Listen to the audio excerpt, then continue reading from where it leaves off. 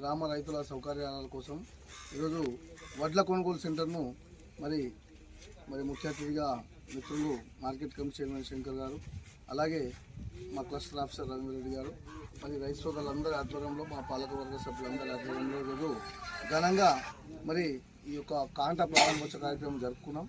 ఈ సందర్భంగా రైతులందరికీ తెలియజేసేది ఒకటే, దయచేసి రైతులు ఎవరు ఆందోళన పడకండి. ఖచ్చితంగా మీ వడ్లను మంచిగా ఎండబెట్టుకొని దళారులకు అమ్మకుండా మంచిగా ప్రభుత్వ మద్దతు ధరతో పాటు ఈసారి సన్నాలు ఎవరైనా ఉంటే కూడా ఖచ్చితంగా వారికి కూడా బోనస్ వస్తుంది. కాబట్టి ఎవరు కూడా ఆందోళన పడి తొందరగా అమ్ముకోకండి.